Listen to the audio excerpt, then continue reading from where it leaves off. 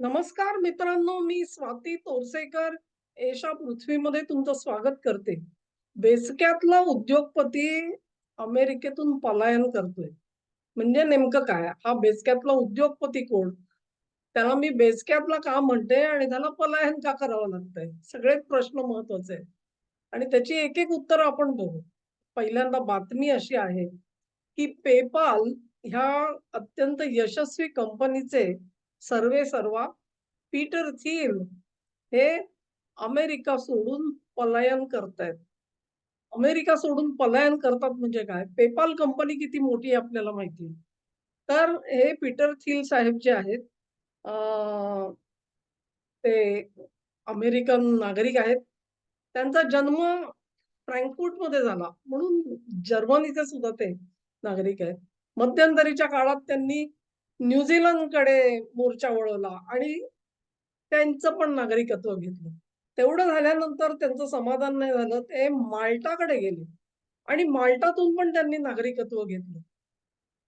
तर ह्या सगळ्यातून निवड कोणाची केली? हा जर का तुमच्या मनात प्रश्न आला असेल, तर यातली कुठलीच निवड झालेली नाही. असं एक अमेरिकेमध्ये मोठी लहर आलेली आहे आणि plan A, plan B, plan C असं आपण ऐकतो ना नेहमी, की बाबा माझा प्लॅन ए म्हणजे काय? हा सर्वात महत्वाचा प्लॅन आहे मला. आणि ह्याच्यात काहीतरी ओमफास झालं आणि सगळं बुडीत खाती गेलं. तर काय करायचं? तर माझा प्लॅन बी तयार असतो, की जाऊ दे हे गेलं ना माझं, तर मला निदान प्लॅन बी मधून मी स्वतःचं रक्षण कसं करीन? स्वतःच्या संपत्तीचं रक्षण कसं करीन? ह्या सगळ्याचा प्लॅन बी तयार करतात. आणि अशा प्लॅन बी सिटीज कुठल्या? आणि त्या कुठल्या देशात आहेत? या सगळ्याचं एक कोष्टकच बनलेलं आहे आता. आणि हे कोष्टक जे आहे, ते अमेरिकेतले उद्योगपती फॉलो करतात. त्यानुसार त्यांनी जगामध्ये आपली जी पाळंमुळं जी आहेत, ती विखरून ठेवलेली आहेत. पीटर थिल त्याला कसे काय अपवाद असतील? तर मी सांगितलं तसं ते फ्रँकफुर्टमध्ये जन्म, न्यूझीलंडचं नागरिकत्व, शिवाय माल्टाचं नागरिकत्व ह्याच्याने समाधान नाही झालं म्हणून आता ते कुठे गेलेत? ते अर्जेंटिनामध्ये गेलेत. Argentina? Of all the people Argentina. Argentina दक्षिण अमेरिकेमध्ये आहे आणि अर्जेंटिनाचं एक वैशिष्ट्य काय माहिती का तुम्हाला? आता सध्याला त्यांची आर्थिक दुरवस्था आहे, हे निश्चित आहे. पण अर्जेंटिना देश जो आहे ना, त्याच्यात अ, तुम्ही बघाल तर सगळे युरोपियन जास्त आहेत. जास्त म्हणजे खूपच जास्त आहेत. तिथे बाहेर इमिग्रंट्स वगैरे ही सगळी काही भानगड नाही. म्हणजे आजच्या घडीला तुम्ही जर का 2 फोटो बघितले तर अर्जेंटिनामधला आणि युरोपातला, तर तुम्ही म्हणाल की "अरे, this Argentina looks more European than Europe itself." साधारण तुम्हाला पिक्चर लक्षात आलं असेल. तर हे जे अर्जेंटिना आहे, त्याचे प्रेसिडेंट झेवियर मिले अमेरिकेत आले होते. आठवतंय तुम्हाला? जेव्हा ट्रम्प यांचा विजय झाला आणि ट्रम्प शपथ घेणार होते, त्या अगोदरपासून झेवियर मिले ट्रम्पला भेटतायत आणि त्यावेळेला जोरात बातम्या कसल्या होत्या तर डोज म्हणजे डिपार्टमेंट ऑफ गव्हर्नमेंट एफिशियन्सी त्याच्यासाठी जे एक खास यंत्रणा उभी केली गेली आणि ती इलॉन मस्कच्या हातात दिली गेलेली होती. तेव्हा त्याचं प्रेरणास्थान, स्फूर्तीस्थान हे कसं झेवियर मिले आहेत, हे आपल्याला सांगितलं गेलं होतं. मग झेवियर मिलेंनी सगळ्या जगाला सांगितलं, "बघा, मी कसे ऑस्टेरिटी प्रोग्राम अर्जेंटिनामध्ये राबवला, काटकसर कशी केली, त्याच्यामधून माझे किती वाचले, काय वाचले वगैरे, वगैरे त्यांनी सगळं आपल्याला सगळ्यांना समजून सांगितलेलं होतं. असे हे झेवियर मिल आहे. ते चालवतात अर्जेंटिना देश. अर्थात त्या सगळ्या काटकसरीच्या ज्या काही त्यांनी स्टेप्स घेतल्या, कारवाया केल्या, त्यातून अर्जेंटिना पूर्ण बाहेर पडलेला आहे असं नाही आपण म्हणू शकत. पण त्याचं डोजवाल्यांना फार कौतुक होतं, की बघा कोणीतरी एक असं करून दाखवतंय आणि तो यशस्वी होतोय वगैरे, वगैरे अशी सगळी ती मल्लीनाथी होती. तर पीटर थिल जे आहेत ना, ते आता डायरेक्टली अर्जेंटिनामध्ये जाऊन बसलेत. म्हणजे बातमी अशी आहे, की त्यांनी जवळ-जवळ $1 कोटी पेक्षा जास्त किमतीचं एक घर विकत घेतलंय. अर्जेंटिनाची राजधानी ब्युनो आयर तिथे आणि अर्थातच एवढा श्रीमंत माणूस, तो काय फालतू ठिकाणी घर घेणार? तो त्या शहरामधल्या बेस्ट लोकॅलिटीमध्ये जिथे आसपास सगळे अति श्रीमंत लोक राहतात, अशा ठिकाणी त्यांनी ते घर घेतलंय. नुसतंच घर नाही घेतलं, आपलं सगळं कुटुंब त्यांनी तिथे नेऊन ठेवलंय अर्जेंटिनामध्ये. पीटर थिलनी नेमकं हे असं का केलं? हा तुम्ही प्रश्न विचाराल. त्याच्या अगोदर मुळात पीटर थिल कोण आहे, हे आपण थोडंसं बघूया आणि एक छोटंसं प्रेझेंटेशन बघूया त्याच्यासाठी.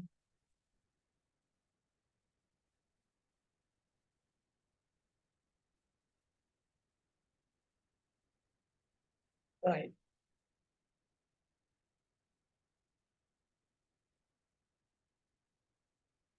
सो त्यांची जी PayPal कंपनी जी आहे त्याबद्दल तुम्हाला माहिती असेल. पण ही Palantir कंपनी जी आहे ना, ती सध्याला फोकसमध्ये आहे. आणि ही फोकसमध्ये काय असं म्हणतात म्हणजे आता ह्याचं व्हेरिफिकेशन कसं करणार? पण अफवा ज्याला म्हणतो आपण, तशा अफवा तर नेहमीसारख्या असतातच, की अमेरिकेचे जे उपराष्ट्राध्यक्ष आहेत, जे.डी. व्हॅन्स, हे ह्या Palantirचे पिट्टे आहेत. म्हणजे पीटर थिलनी "ये तो मेरा आदमी है" असं म्हणत जे.डी. व्हॅन्सला त्या पोस्टपर्यंत नेऊन ठेवलेलं आहे. एवढी शक्तिमान ही Palantir कंपनी आहे का? आणि तिचं काम काय? तर ह्या कंपनीतर्फे काय-काय चालतं? Palantir आणि अमेरिकेचं संरक्षण खातं यांचे अतिशय जवळचे संबंध आहेत. त्यांनी अनेक वॉर मशीन्स इथे तुम्हाला वाचता येईल. जवळ-जवळ 75 कॉन्ट्रॅक्ट्स आहेत त्यांच्याकडे $10 बिलियन. त्याच्यामध्ये डिफेन्स डिपार्टमेंट जसं आहे, तसंच एअर फोर्सच्या ऑपरेटिंग सिस्टम्स आहेत त्यांच्याकडे. त्यांच्याकडे यूएस मरीन्स डिजिटल कंट्रोल सुद्धा आहे. प्रोजेक्ट डायनॅमिक्स तुम्ही इथे वाचू शकता मी बोलते त्यानुसार. तेव्हा Palantirनी आपली जी पाळंमुळं आहेत ती सगळी अमेरिकेच्या सरकारमध्ये आतपर्यंत रुतवलेली तुम्हाला दिसतील. अशी ही Palantir कंपनी आणि तिचे सर्वेसर्वा कोण तर पीटर थिल. एवढंच इथे थांबलेलं नाहीये. Palantir ही जी त्यांचं आणि DHS यांचे इमिग्रेशनसाठी म्हणजे ट्रॅव्हल आणि फेशियल स्कॅन करायचे. इमिग्रंट्स जे येतात ते एन्फोर्समेंटसाठी. IRS म्हणजे टॅक्स रिटर्न्ससाठी. ICE म्हणजे असे हे जे इल्लीगल इमिग्रंट्स आहेत त्यांना हेरून त्यांना परत पाठवलं जातं. ती संघटना कुठची तर ICE आहे. HSI आहे म्हणजे ती वेगवेगळ्या प्रकारे जे विद्यार्थी येतात अमेरिकेमध्ये, त्यांचा मागोवा घेण्यासाठी असेल, हेल्थ केअर सिस्टम असेल, डिफेन्स कॉन्ट्रॅक्टर्ससाठी सिस्टम आहे. अनेक सिस्टम्स आहेत. अनेक सिस्टम्स आहेत अमेरिकेमध्ये आणि त्यांच्या एफ-डी-ए बघा. तर या सगळ्या सिस्टम पर्यंत पोहोचलं कोण असेल, तर तो पीटर थिल आणि त्याची Palantir कंपनी पोहोचलेली आहे. म्हणजेच Palantir कंपनीसाठी अमेरिकन सरकार मोठं जसं आहे, तसं सरकारसाठी सुद्धा Palantir मोठी आहे आणि या Palantirचे पिट्टे कोण आहेत, तर ते जे.डी. व्हॅन्स आहेत असं म्हटलं जातं. त्यांना आतमध्ये तेवढ्यासाठी पाठवलेलं आहे. तर असे हे पीटर थिल जे आहेत, त्यांची फिलॉसॉफी काय आहे? ही Palantir कंपनी जी आहे तिच्यावर अनेक वेळेला टीका अशासाठी होते, की सर्वसामान्य माणूस म्हणजे ह्या ज्या टेक्नॉलॉजी कंपन्या आहेत ना अल्टिमेटली त्याच्यामध्ये तुमची Facebook असेल, Instagram असेल, Twitter असेल आणि इतर अनेक अशा ज्या सोशल मीडिया ज्याला म्हणतो आपण, त्याच्यामधून आज एक मोठा स्रोत निर्माण झालेला आहे. ज्या कायदा राबवणाऱ्या संघटना यंत्रणा असतात आणि गुप्तचर संघटना संस्था असतात, त्या सगळ्यांसाठी हे सोशल मीडिया जे आहे ना, अत्यंत प्रभावी ठरलेलं आहे. कारण तुमच्या मनात काय आहे, हे आधी कळण्यासाठी या यंत्रणांना मार्ग नव्हता असं नाही, पण तो थोडा अध्यारोत होता. आता ते सगळं प्रकट झालेलं आपल्याला दिसतं.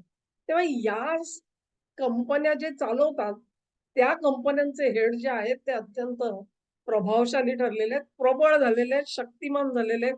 मग त्याच्यातच तुम्ही Google जसा टाकता तसाच Meta टाकाल आणि तसेच इतर WhatsApp आहे किंवा इतर आता Telegramच्या बाजूने आपल्याकडे सुद्धा बघितलं आपण, भारतात परीक्षा होती तोपर्यंत त्याच्यावर बंदी कशी घातली गेलेली होती वगैरे. तर अशा पद्धतीने हे जे पीटर थिल जे आहेत, ते अमेरिका सोडून अर्जेंटिनात का गेले हा प्रश्न आहे.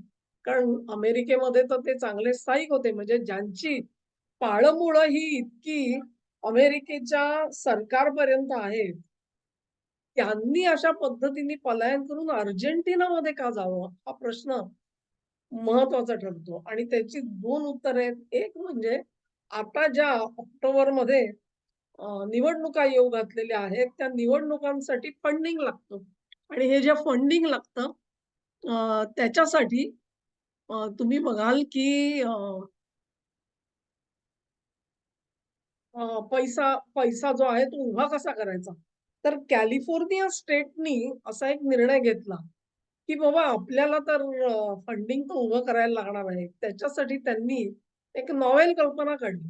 ज्या व्यक्तींचे संपत्ती ही $100 बिलियन पेक्षा जास्त असेल, $100 बिलियन पेक्षा जास्त असेल, त्यांना वन टाईम टॅक्स आयुष्यात एकदाच टॅक्स भरायचा त्यांनी 5% म्हणजे तुमचे ज्यांची 1 बिलियन पेक्षा जास्त आहे, त्यांनी 5% टॅक्स भरायचा म्हणजे 200 मिलियन झाला जवळ. कमीत कमी आहे म्हणजे 1 बिलियन पेक्षा जास्त म्हणजे. आणि असं म्हणतात, की कॅलिफोर्नियामध्ये 200 बिलियनेअर्स आहेत. त्यांच्याकडून रगड पैसा उभा करायचा असा कॅलिफोर्निया स्टेटचा त्यांनी आता नियम काढलेला आहे. आणि गंमत अशी की त्याच्यासाठी रिट्रोस्पेक्टिव्ह इफेक्टनी म्हणजे आता हे पीटर थिल साहेब कॅलिफोर्निया सोडून जातायत. पण त्यांनी असं म्हटलंय 1 जानेवारीला जो कोणी रेसिडेंट होता कॅलिफोर्नियाचा आणि ज्याच्याकडे 1 बिलियन पेक्षा जास्त संपत्ती होती, त्यांनी 5% टॅक्स स्टेटला वन टाईम टॅक्स द्यायचा. तर ही प्रोव्हिजन येणार याची काही जणांना तर कल्पना होतीच. त्यामुळे अनेक जण याच्या आधीच पळालेले होते. मला वाटतं इलॉन मस्क पण कॅलिफोर्नियामधून ते टेक्सासमध्ये आले. ते तर 24च्या निवडणुकीच्या आधीच त्यांनी ठरवून त्यांनी ते एक्झिक्यूट केलेलं होतं. कारण त्यांना कल्पना होती, की या तुमच्या डेमोक्रॅट स्टेटमध्ये आपली काही डाळ शिजणार नाही ती. मग ते टेक्सासमध्ये आले ते. तसे आता हे पीटर थिल जे आहेत ते अर्जेंटिनात जात आहेत आणि त्यांचं अर्जेंटिनामध्ये येणं हे सोपं व्हावं, सुलभ व्हावं म्हणून अर्जेंटिनानी पण काही गोष्टी केलेल्या आहेत. त्या काय केलेल्या आहेत? ते प्रेसिडेंट मिले जे आहेत, त्यांनी नवा एआय लेजिस्लेटिव्ह फ्रेमवर्क तयार केलेला आहे आणि ते आपल्या काँग्रेस समोर ठेवलेलं आहे. त्याच्यामध्ये त्यांनी असं म्हटलेलं आहे, zero regulation on AI development. AI development वरती कुठलीही बंधनं अर्जेंटिना घालणार नाही.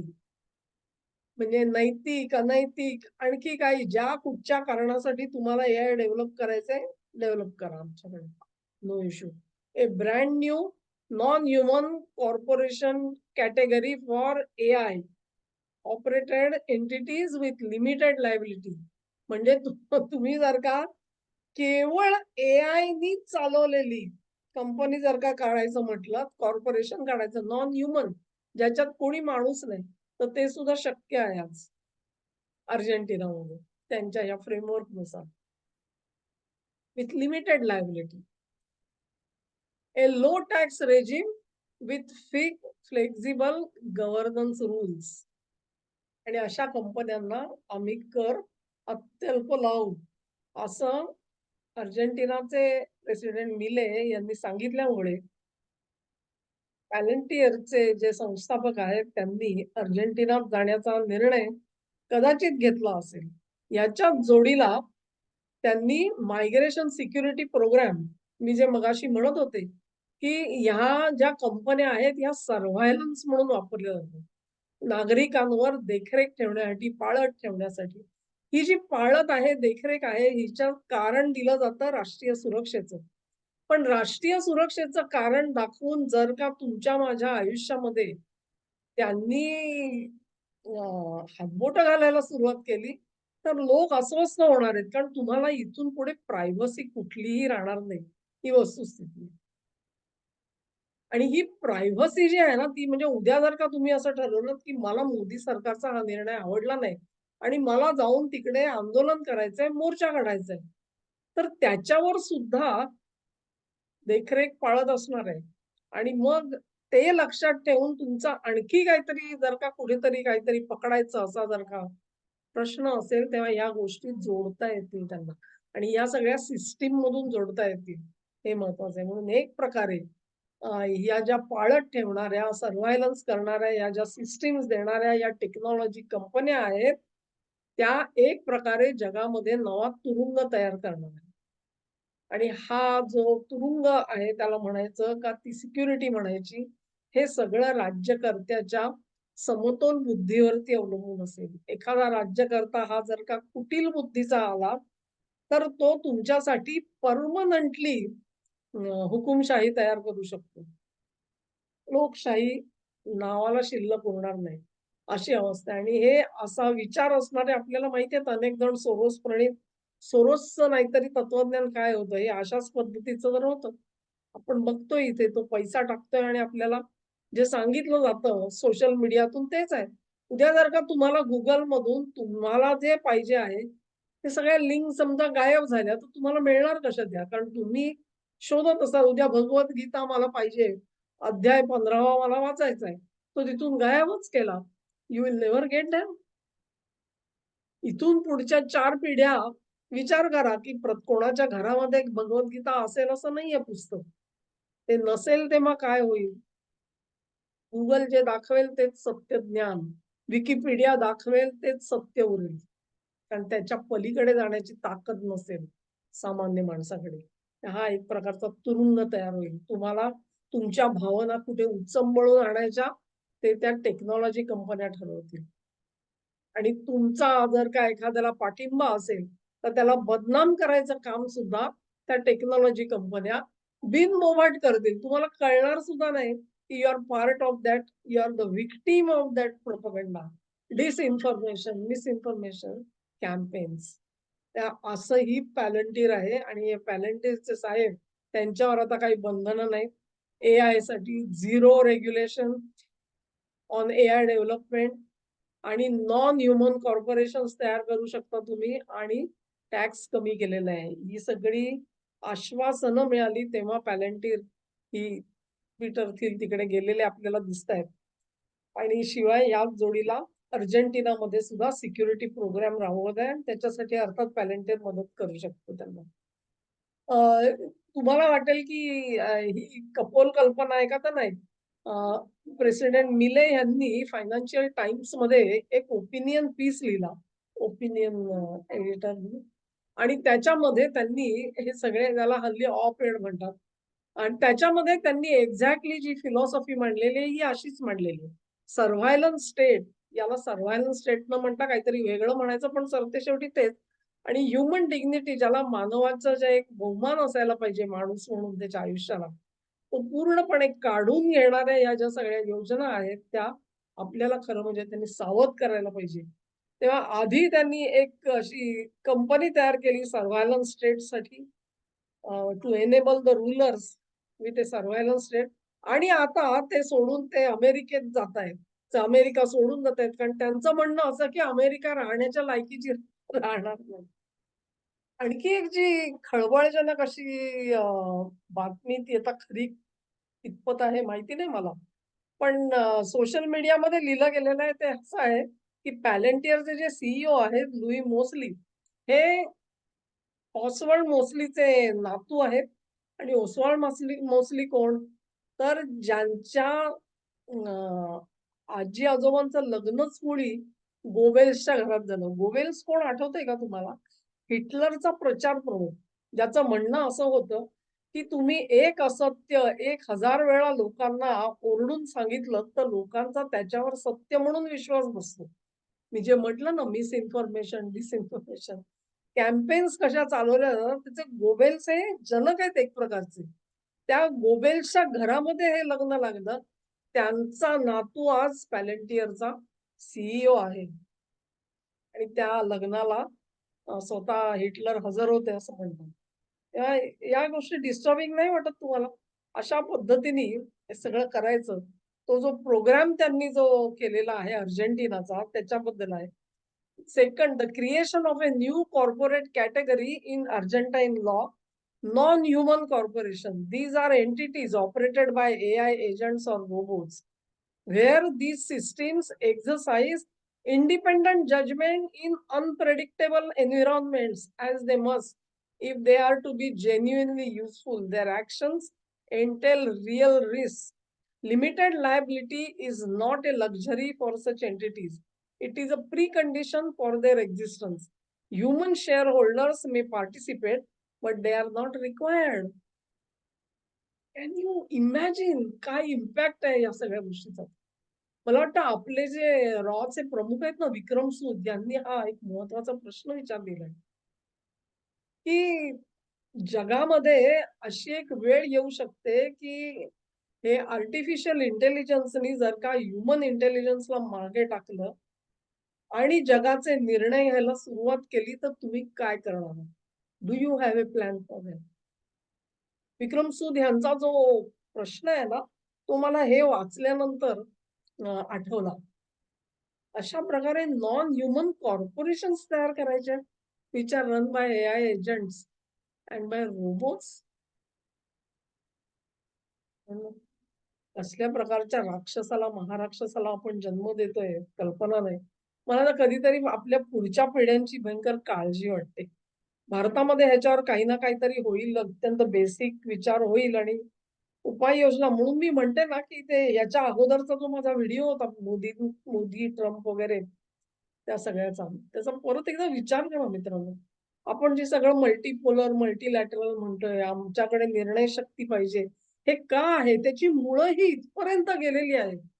मोदींना हे डोळ्यासमोर दिसतंय याची मला खात्री आहे.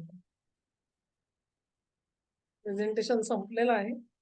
So let us come back. This is a situation. He situation आहे. ते पीटर थिल साहेब अर्जेंटिनामध्ये जाऊन बसलेत. त्यांना माहिती आहे तिथे मला काही होणार नाही. अमेरिकेमध्ये अनेक जण माझ्या नरडीचा गळते, जे मी म्हटलं ना 5% टॅक्स वगैरे, ही सगळी वरवरची स्टोरी आहे असं मला वाटतं. खरा इंटरेस्ट हा या नॉन ह्युमन कॉर्पोरेशन्स मध्ये. आणि मी परत एकदा म्हटलं, की हा बेसकॅपला उद्योगपती का? तर बेसकॅपला उद्योगपती असा, की अजेंडा सगळा बघा कोणाचा आहे? सोरोसचा आहे. आणि असं म्हटलं जातं, की त्याचा रिप्रेझेंटेटिव्ह कोण आहे? तर तो जे.डी. व्हॅन्स आहे, जो ट्रम्पच्या प्रशासनामध्ये बसलेला आहे. आणि हा झेवियर मिले कोण अर्जेंटिनाचा, जो ट्रम्पच्या विजयानंतर येऊन भेटला आणि मी कसं काटकसरीचं काम केलं आणि ते सगळं कसं यशस्वीपणे राबवलं हे सगळं सांगणारा. म्हणजे एक प्रकारे तो ट्रम्पशी जवळीक दाखवत होता, इलॉन मस्कशी जवळीक दाखवत होता, जे.डी. व्हॅन्सशी जवळीक दाखवत होता आणि त्याचा अजेंडा सगळा सोरोस. इथे तुम्हाला कळेल, की ट्रम्प हे खऱ्या-खुऱ्या डीप स्टेटशी खरंच फाईट देत आहेत का? की त्यांना फक्त ब्रिटिश एम्पायर जे आहे, त्यांचा पोल नको आहे, की सत्ता अमेरिकेकडे यावी, ब्रिटनला त्याच्यातून वगळा. बाकी सगळं तसंच चालू राहावं. असं आहे आणि हा बेसकॅपला उद्योगपती, हा पीटर थिल. ही एक स्टोरी आहे मित्रांनो. जिच्यावर विश्वास ठेवा, ठेवू नका. मला सुद्धा कळत नाही, की कितपत विश्वास ठेवू या सगळ्यावरती आणि नेमका कधीपासून ठेवता येईल विश्वास. म्हणजे यातल्या काही गोष्टी जेव्हा खऱ्या-खऱ्या व्हायला लागतील, तोपर्यंत कदाचित उशीर पण झालेला असेल. तोवर भारताने काय केलं असेल तुमच्या माझ्या संरक्षणासाठी? कारण मला एकच गोष्ट कळते, की हिंदू धर्म आहे ना, तो कधी तर्काला थांबवत नाही. आमच्याकडे पद्धत काय आहे, एखादा प्रश्न, कुठ प्रश्न आला, तर दोन्ही बाजूला शास्त्र जाणणारे लोक बसतात, आर्ग्युमेंट करतात, युक्तिवाद करतात आणि जो जिंकेल त्याला दुसरा पक्ष शरण जातो, त्याचं म्हणणं मानतो. ज्याला शास्त्रसभा किंवा विद्वत सभा असं काहीतरी नाव होतं आपल्याकडे. धर्मसभा नाव असेल. हे आपल्या अंगात रुतलेलं आहे, की कुठचाही प्रश्न असेल, त्याच्यावरती बोला, वाद घाला, सर्वांगीण चर्चा करा. मग जे काही ठरेल ते सगळ्यांनी फॉलो करा, मान्य करा. अशा समाजाला अशा प्रकारे सर्व्हायलन्स स्टेटमध्ये एखाद्या तुरुंगामध्ये ढकलता येईल का? आणि जर का आपल्याला तसं नको असेल, तर आपल्याला काहीतरी करावं लागेल. ते नेमकं काय आहे? मोदी जेव्हा म्हणतात, की आज आपण जे काही करतो आहोत, ते आपल्याला पुढचं 1000 वर्ष पुरणार आहे. त्याचा नेमका अर्थ काय आहे? हा विचार मी अजून सुद्धा करते. हा व्हिडिओ तुम्हाला आवडला असेल, तर लाईक करा, ही लिंक शेअर करा आणि चॅनेलला सबस्क्राईब करा. नमस्कार.